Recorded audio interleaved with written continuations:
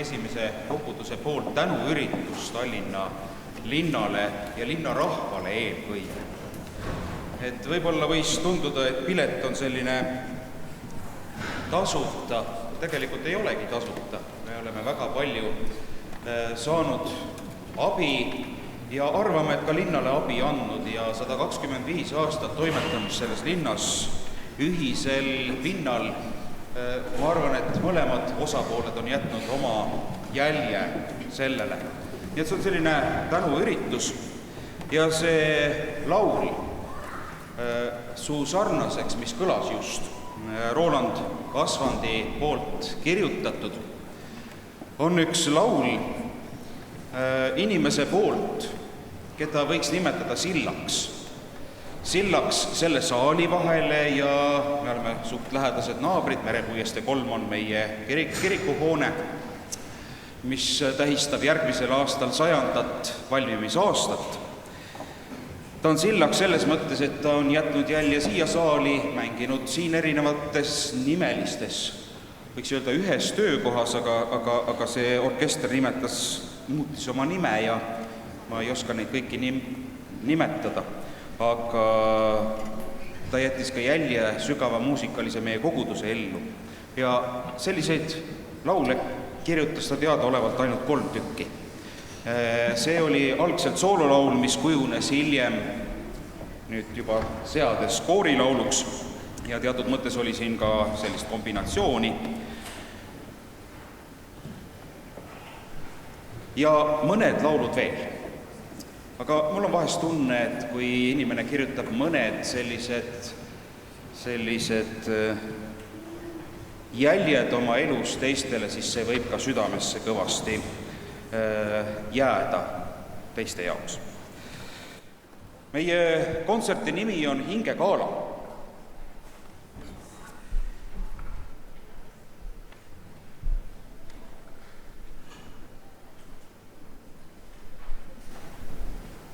Ja see tuleb, ma loodan selle kontserti jooksul ka meile arusaadavamaks see mõiste. Et gaala on väga erineva tähendusega sõna, ka eesti keeles. Kontserti osas võiks öelda, et see on pidulik kontsert ja kui võtta hingegaala, siis võiks öelda, et see on midagi, kus inimese hing hõiskab ja on pidu täis. Aga et iga inimese hing hakkaks hõiskama või pidu täis oleks, selleks on vaja konkreetset sündmust. Mulle tundub, et meie elu sees on 2 vajadust. Ühte me tajume ja väljendame elu algusest peale. See on igatsus kaasinimese läheduse ja puudutuse järele. Näiteks laps nõuab ema poolt sellist puudutust ja teeb seda vahest lausa häälega. Ja teine on varjatum, kuid isegi olulisem. Vajadus saada puudutatud kellegi poolt, kes ei ole inimene, vaid temast suurem. Ja seda tunnistada on raskem kui esimest, kuid vajadus jääb.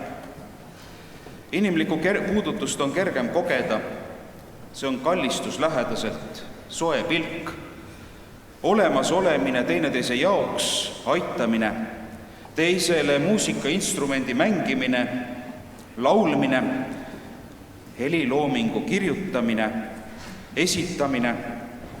Mõned puudutused jõuavad kiiresti kohale, kuid mõned võtavad aega. Helilooming vajab teatud kõrgemat puudutust, et seda kirjutada. Inimlikult vajab kõrgemat puudutust ja ka inimlikku pingutust, et lood selgeks õppida. Ja ka rahva kokkukutsumine nõuab teatud pingutust, et ühiselt seda nautida. Täna on üks selline aeg olla siis teineteise jaoks ja me soovime kõigile head kuulamist ja ka esitamist. Ja esimene plokk on laste lauludega. Ja esimene laul on Aita Kaaveri Jeesus on jess ja see laul on selline laul, mis sünnib nii, nagu inimese sees kõige impulsiivsemad asjad lihtsalt liigud mööda tänavat, sulle antakse ja sa lähed koju ja kirjutad selle üles. Ja nüüd tuleb päris rida lastelaulu lisaks sellele.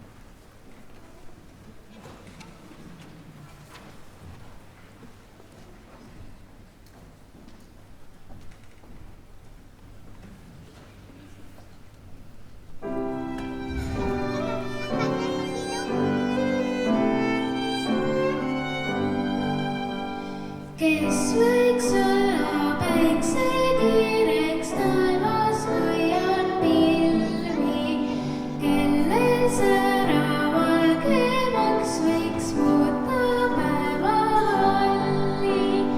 Mina võin, kuigi taevas pilvevall, päiksekiirena võin paista ilma pilve all.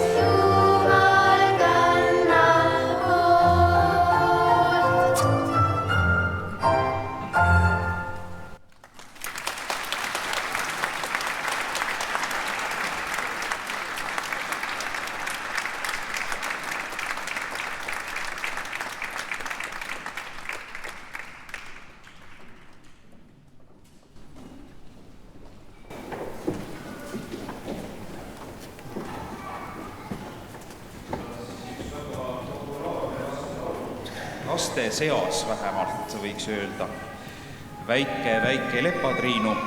Järgmine laul Minu sõber on ka väikese looga, kuidas sellised hingepuudutused tekivad. Ühel päeval jäi Helis Rosin, muusikaline autor, Eevi Lõhmuse luulekogu lehitsedes peatuma luuletusel Minu sõber. Luuletus kõnetas oma julgustava sõnumiga isegi laps, kes on üksi kodus, võib leida sellest luuletusest lohutust. Luuletuse sõnum on: me ei pea end kunagi üksikuna tundma, kui meie sõber on Jeesus.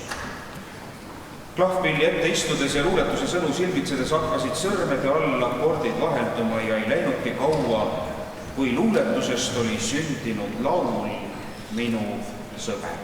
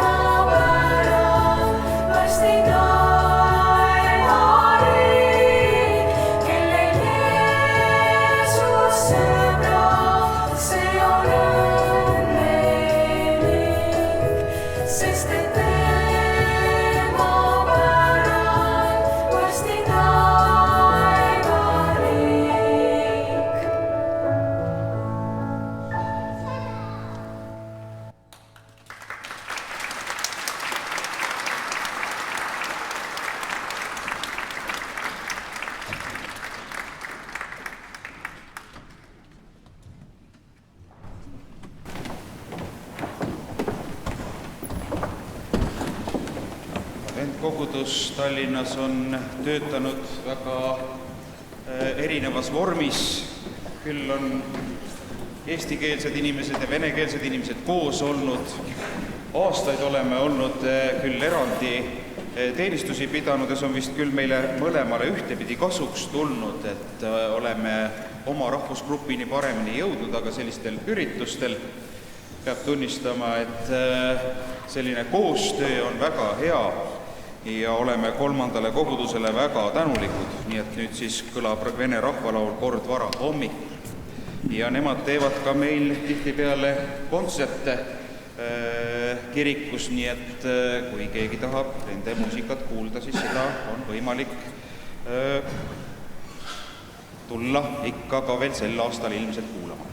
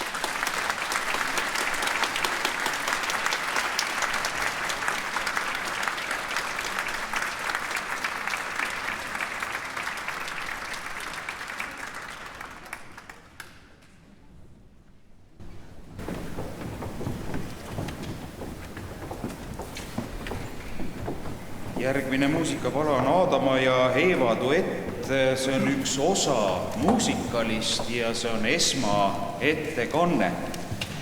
See oli kunagi tellitud ühe adventkoguduse ürituse jaoks, aga ei toimunud seal seda ettekannet ja ja selle tõttu on täna võimalik osa sellest Aadam ja Eeva duetti siis päris esimest korda üldse kuulata. Ja sellele muusikalile on paljud inimesed kaasa aidanud ja Toomas Lukk ja Guido Kriik ja Milvi Ploompuu, aga nüüd me siis kuulame neid, kes aitavad selle kõlama panna.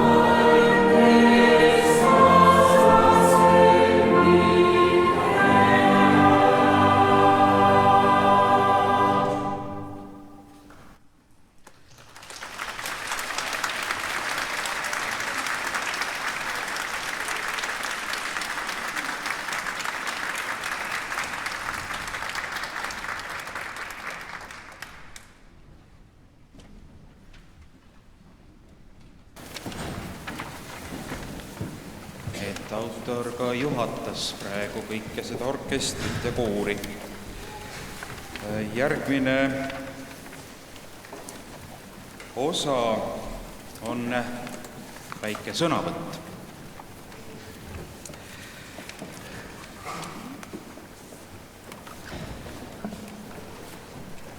See sõnavõtt on sellest samast hingekaalast natukene alguse saanud. Ma olen ise seda kogenud eluteel käies, väga pikk see ei ole, aga olen kogenud, et inimhing on üks väga peen instrument. Ja selle helisema panemine võtab rohkem aega ja elu raskustest läbiminekut, kui tavaliste pillide puhul aega läheb. Ja et seda näidet teiega jagada, ei saa ma oma elust kuigi palju rääkida, sest see on piisavalt lühikene. Ja ma kasutan näitena ühest piibliraamatust 2 tegelast, 2 riigimeest, kes oma motiividelt erinevad, eesmärkidelt erinevad, aga nad on väga ajaloolised isikud. Üks rohkem, sellepärast et tavaliselt, kui me ajalugu õpime, siis on see sõdade ajalugu. Ja need, kes sõdasid korraldavad, saavad ajaloos oma väärilise koha ja mind alati see lause paneb imestama, kui öeldakse, et kes ajalugu ei mäleta, see elab tulevikuta. Aga kui ma ajalugu hakkan õppima, siis on valdavalt sõjad. Nii et üks riigimees on, kes peab ka sõdu, aga teine riigimees väga sõdade peale ei mõtle. Aga millegipärast neid ajaloo sisse kirjutatakse vähe. Need mehed on mõlemad ajalukku kirjutatud ja nad on 2600 aastat tagasi ajaloo areenil tegutsenud. Üks on Nebukadnetsar ja teine on Daniel. Ja see on raamatust, mis viimases peatükis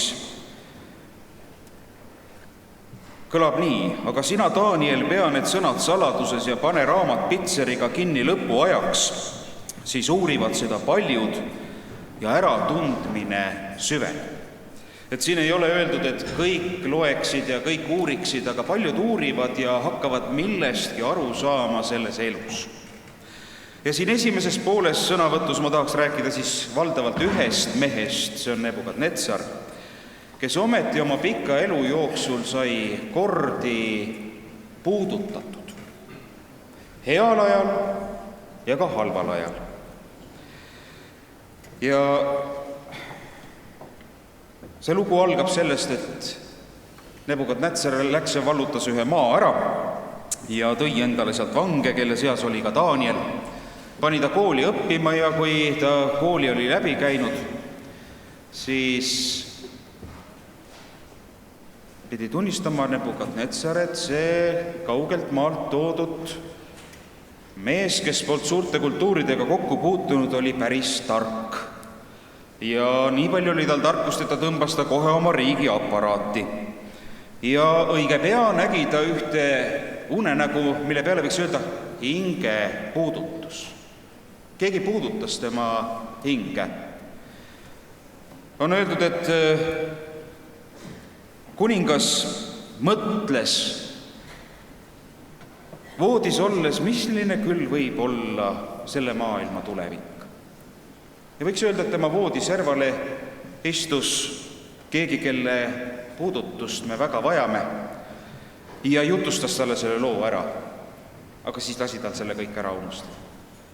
Ja Nebukadnetsar oli mees, kes riigimehena oli suhteliselt julm ja minu meelest ka rumal. Sest kui ta vihastas, siis ta otsustas kogu oma riigiaparaadi hukata. Ja ma ei tea, kui mõistlik on ühes riigis kogu riigiaparaat korraga hukata. Aga sellel ajal olid sellised riigijuhid ja võib-olla tihtipeale võib leida ka tänapäevasest maailmast inimesi, kellel sellised mõtted võivad pähe tulla. Ta ei leidnud vahel lahendust. Aga Daniel, kes oli õppinud Jumalalt lahendusi leidma või hinge laskma endal puudutada, sai lahenduse ja tänu sellele pääses terve riigi aparaat. ta seletas talle selle unenäo ära ja huvitav on, kuidas see puudutas Nebukadnetsari hinge. Ta väljendab, see on tõsi, et teie jumalate Jumal on kuningate issand ja saladuste paljastaja, sest sina suutsid selle saladuse paljastada. Ta sai teada, kuidas ta istus voodis, kuidas keegi puudutas ta südant ja jagas materjale, mida meie võime täna lugeda ja imestada ja meie hing võib ka sellest puudutatud saada. Aga ega talle ei meeldinud see puudutus. Ta tegi protestiürituse, ütles, et kogu see jutt on jama, vot tulevik saab olema selline, ta tegi teistsuguse kuju ja ütles, et nüüd kummardage kõik seda, vot selline saab tulevik olema. Ja kui ta oli selle tuleviku paika pannud ja 3 meest ei tahtnud kummardada seda kuju, siis ta saatis nad ahju või surma. Aga Jumal tõi need mehed sealt välja ja puudutas Nebukadnetsari südant sellisel viisil, et ta nägi seal ahjus kedagi, kellega ta oli juba unenäos kokku saanud. Seesama keegi kõrgem puudutas teda ja ta ütleb pärast seda niimoodi. Kiidetud olgu Saadraki, Meesaki ja Abednego Jumal, kes läkitas oma ingli ja päästis omad sulased, kes lootsid tema peale ja astusid üle kuninga käsust. Nad andsid pigem ära oma ihu, kui et teenida ja kummardada mõnda muud jumalat peale nende oma jumala. Ma ei tea, kuidas Saadrak, Meesak ja Abednego, kas nende hinged hõiskasid selle peale või mitte. Ilmselt nad nägid, kui suur toorik oli Nebukadnetsar, sest kohe järgnes järgmine samm siis mehele, kes oli näinud, et Jumalal on tõsi taga. Nüüd antakse minu poolt käsk, et igaüks olgu mis tahes rahvast, suguvõsast ja keelest, kes kõneleb häbematult, Saadraki, Meesaki ja Abednego Jumala kohta raiutakse tükkideks ja tema koda tehakse rusuks, sest ei ole muud Jumalat, kes suudaks nõnda päästa. Ta saab nagu puudutatud, aga see kaldub kuidagi täiesti nagu viltu. Aga Jumal ei jäta teda mitte maha. Kõlab see ju umbes nii, et tore Jumal on neil, näed, päästis nad ära, aga see on nende Jumal. Aga vaadake, et keegi nüüd nende Jumala kohta midagi halvasti ei ütle, ta ise ju ütles alles. Muidu ta tehakse rusu hunnikuks, jällegi ta on valmis oma rahva suhtes suhteliselt karmilt käituma. Kuid kui Jumal 3. korda teda puudutab, siis kõneleb ta niimoodi. Kuningas Nebukadnetsar, kõigile rahvastele, suguvõsadele ja keeltele, kes elavad kogu maal, teie rahu olgu suur. Mul on hea meel teha teatavaks tunnustähti ja imetegusid, mis kõrgem Jumal mulle on teinud. Kui suured on tema tunnustähed ja kui vägevad on tema imeteod. Tema kuningriik on igavene kuningriik ja tema valitsus on põlvest põlve. Nii algab see lugu, mis antakse Danieli poolt temal kirja panna oma elust ja sellest puudutusest. Ta oli väga trööstitus olukorras, tal võeti mõistus ära päris pikaks ajaks. Aga siis ta kirjutab nii, aga pärast selle aja möödumist, nagu ma eelnevalt ütlesin, inimhing on õrn instrument ja tihti hakkab ta tööle läbi raskuste, nii nagu ühe pilli õppimine hakkab helisema läbi raskuste ja proovide ja töö, mida väga sageli kontserdisaalis kohal ju ei näe. Aga elus on kõrgema puudutus tihtipeale samasugune. Aga pärast selle aja möödumist mina, Nebukadnetsar, tõstsin oma silmad taeva poole ja mulle tuli mõistus tagasi. Ma õnnistasin kõige kõrgemat, kiitsin ja ülistasin teda, kes elab igavesti, kelle valitsus on igavene valitsus ja kelle kuningriik püsib põlvest põlve. Kõiki, kes elavad maa peal, ei tule panna mikski, sest tema talitab nagu tahab, nii hästi taevaväega kui maa elanikega, ega ole seda, kes võiks lüüa tema käe peale ja öelda temale, mis sa teed. Sel samal ajal tuli mu mõistus tagasi. Mu toredus ja hiilgus tulid tagasi mu kuningriigi auks. Mu ametikandjad ja suurnikud otsisid mind ja mind pandi taas mu kuningriigi üle ja mulle anti veelgi suurem võim.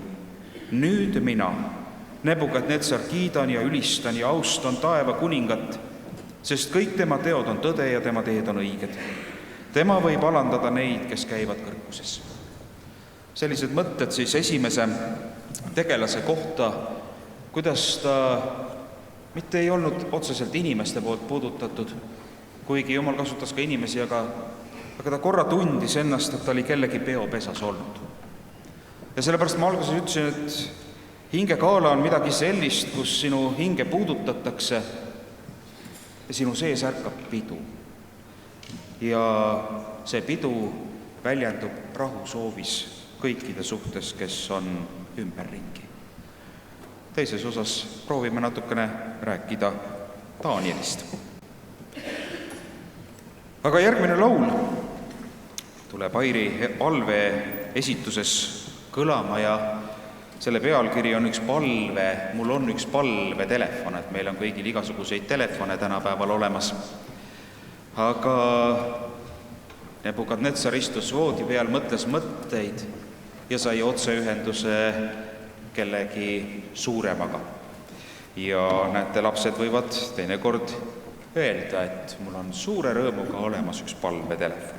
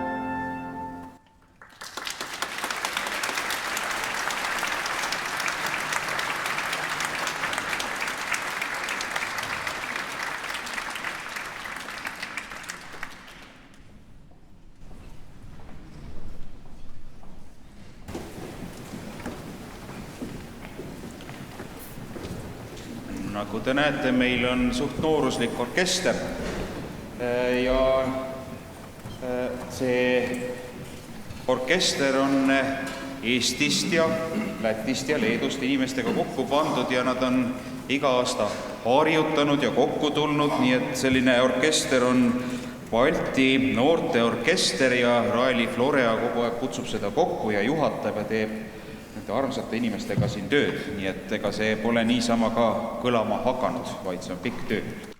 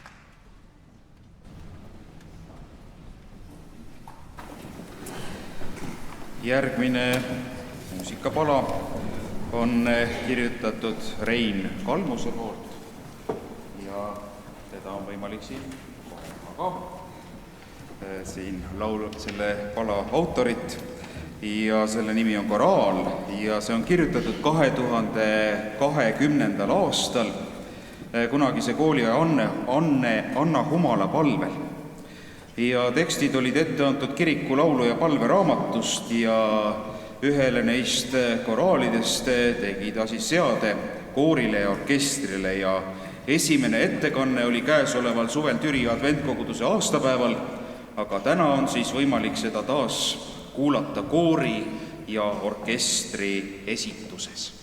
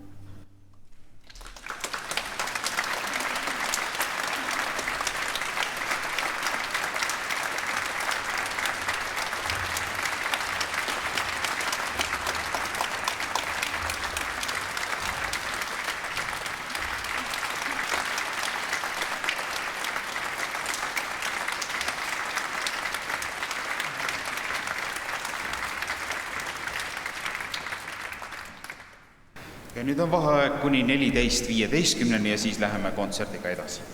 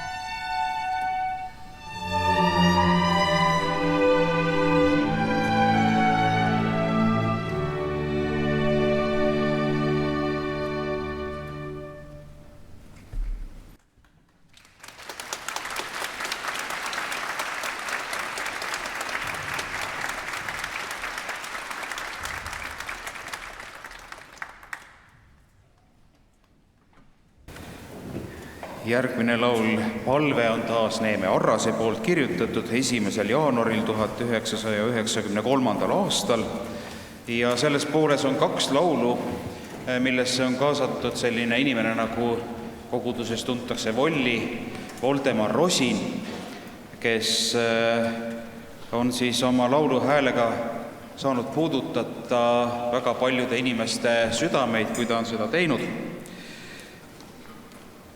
Ja ka see laul on siis kirjutatud Vollile, kes siis palus Neemelt ühte laulu ja väga paljud Neeme laulud on koostöös Teha Lobjaka luulesõnadega tulnud, nii et järgmine laul, Palve.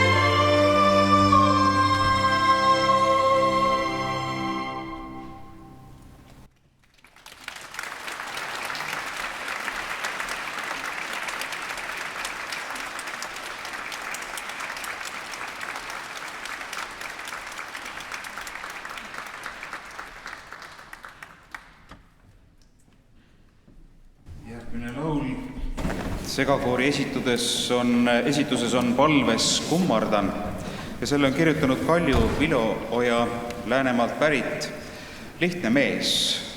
Mina olen saanud temaga kohtuda, ta oli väga lihtne rääkida, ta oli pillimeister ja ta jagas mulle, et kui tal oli mingi selline hinge puudutav kogemus, see võis olla kas või eksami läbimine, siis ta tuli sealt välja ja kirjutas laulu sellest, kuidas ta välja tuli. Nii et see on üks hingepuudutus, mille ta on siis selliselt meile kirja pannud ja nüüd saame seda kuulata.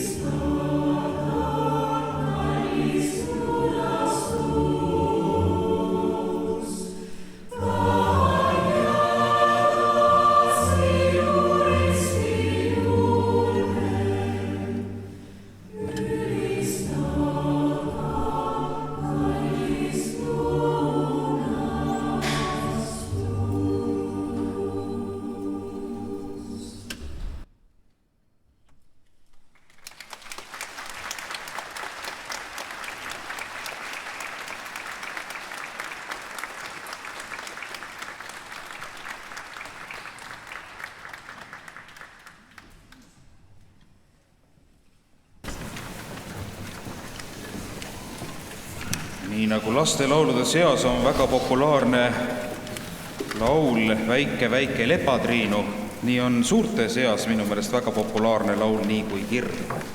See kõnetab ja tahab panna laulma, aga see tahab ka panna kuulama ja see on üks väga sügava puudutusega laul.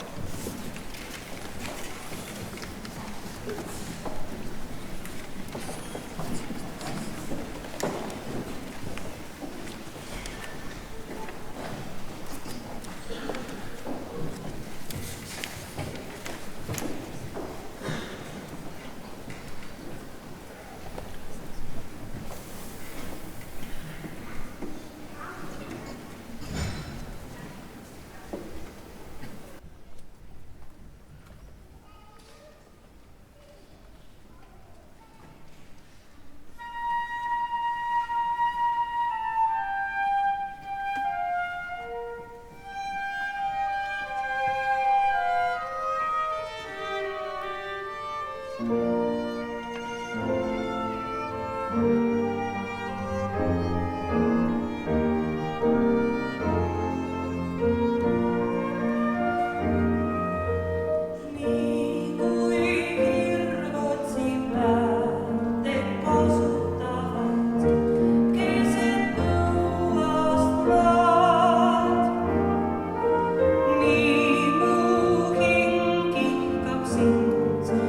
Jumal, et võiks rahu leida.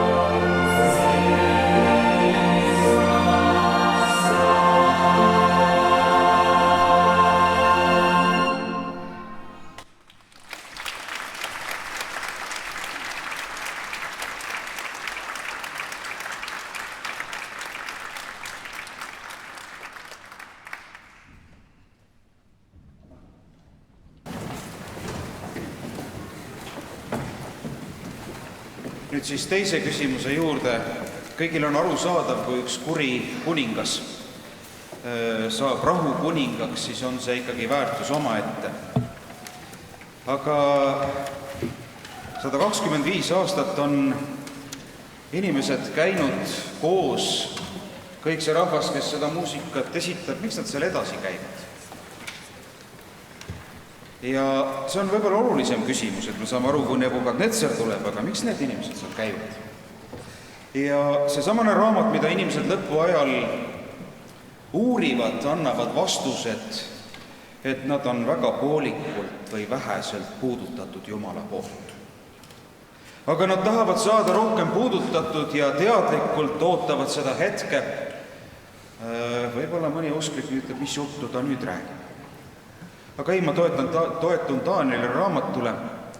Ja Daniel oli mees, kes ilmselt oli Jumalaga osaduses palju sügavamalt kui keegi meist siin saalis.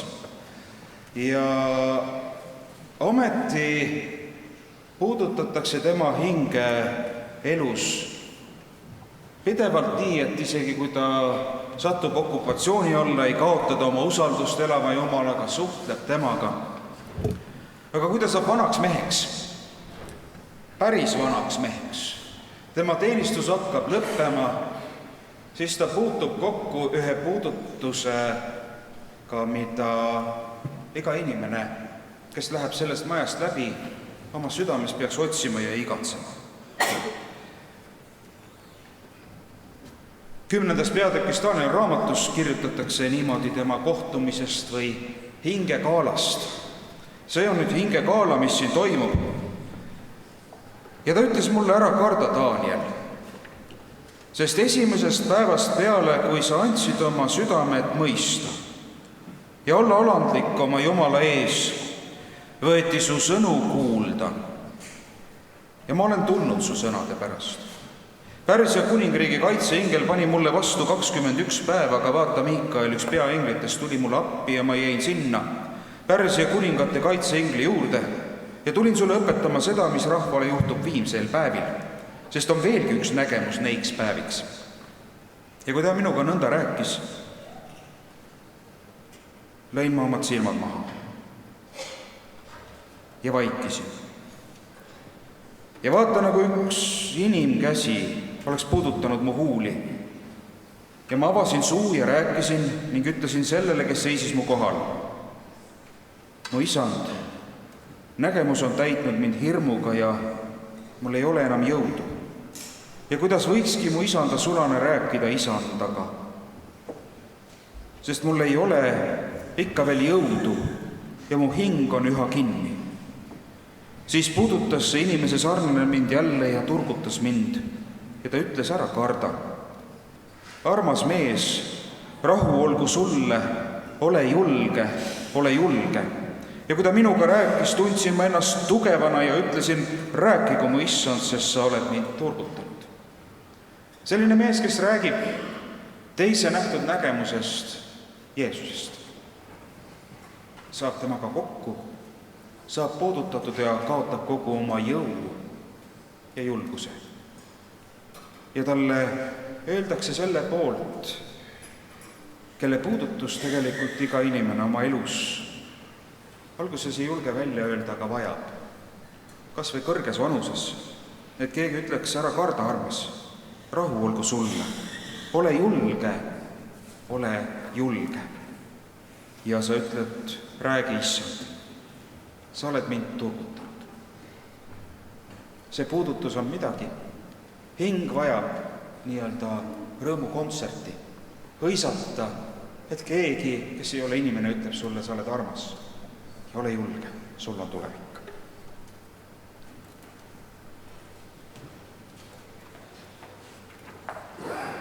Järgmine muusikapala on nüüd jälle seotud Voldemar Rosinaga ja soololaul pealkirjaga Laulmatu laul on jällegi põhjustatud siis Voldemar Rosina poolt. Tema sooja tämbrilist hõbedasena helisevat tenorit on võinud nautida mitu põlvkonda kirikulisi, kirjutab autor, ja soololaulu Laulmata laul sõnad on teinud Edita Saart. ja kelle luuletuste hulgast jäi see silma oma ootuse, lootuse ja unistusega, mis on omane kõigile adventkiriku liikmetele. Me ootame meie Jeesuse Kristuse tagasitulekut siia maailma ning kohtumisel temaga laulame me Johannese ilmutuse raamatu kohaselt Moosese ja Talle laulu. See soololaul on loodud juba umbes 40 aastat tagasi ning kõlanud palju kordi erinevate solistide esituses ja täna on seda meile esitamas hinnatud ja armastatud solist Aita Kaal.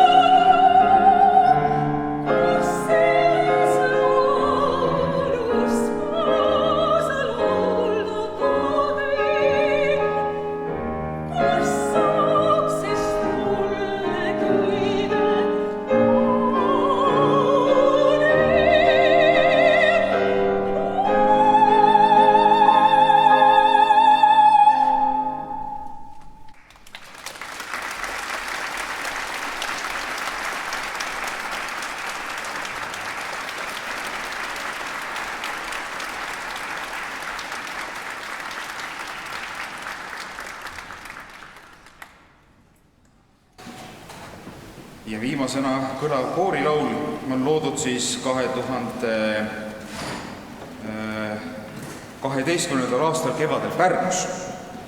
See oli siis 10 aastat tagasi, oli tulemas Tallinna esimese adventkoguduse 115. aastapäev ja Rein Kalmusel paluti selleks tähtpäevaks midagi kirjutada ja see ei ole lihtne ülesanne ja ta pöördus piibli poeetiliste tekstide poole ja Taabeti laul 99 oli siis see tekst. Psalm on teatud pidulikkuse ja suursugususe tõttu paeluv ja esmaesitus toimuski siis 10 aastat tagasi sügisel adventkoguduse aastapäeval Tallinnas. Ja see koorilaul oli ka 2015. aasta Tartus toimunud vaimuliku laulupeo lõpulaul. Ja tehku tänagi see laul issanda meie südames tõeliselt suureks. Selline on helilooja soov.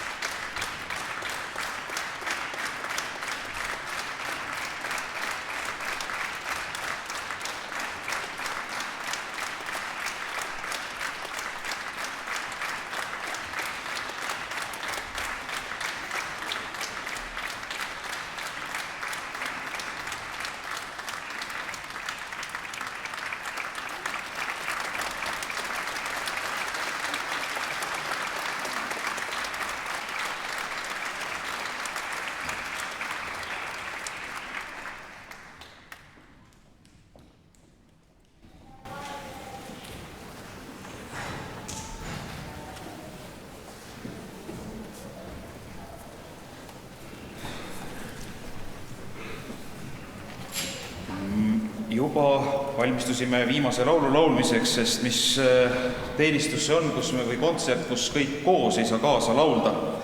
Nii et kavalehed võib juba välja otsida, seal on ühed sõnad, aga enne ma tahaksin tõesti tänada selle kontserti õnnestumise puhul teid, armas Tallinna linna rahvas ja külalised, kes te olete siia kokku tulnud.